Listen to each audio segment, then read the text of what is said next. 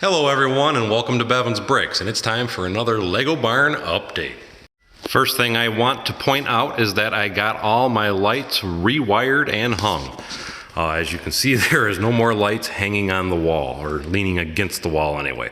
And what I did is the lights that you see mounted up there, and I'm trying not to show it too harshly as they are a bit bright, I took those were salvaged lights, and I bought some LED lamps in a conversion kit and rewired all of these lights so that way now it'll be Lego friendly in here with LED lighting.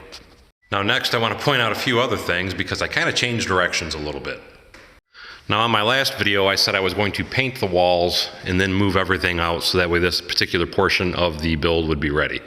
And what I mean by I changed direction is, as you can see over here in the back corner now, I went ahead and moved everything out of there as I thought it would be more productive to go ahead and finish the entire ceiling. So I now have the entire ceiling up and painted black, as you can see here. And what I've decided to do is, in part of that, in changing direction anyway, is the reason that I wanted to get the ceiling up so quickly is I want to get the ductwork actually installed in here like I wanted to have it done a long time ago.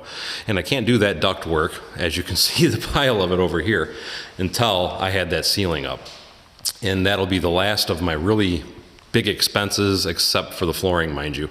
And that's why I did change directions. So anyway, now this weekend's plans is to get that ductwork up, and once I get that ductwork up, I can put the walls on the exterior of this. And now originally I was going to do knotty pine wood on that, and I think I've changed directions on that, and I think I might go ahead and put up some drywall instead.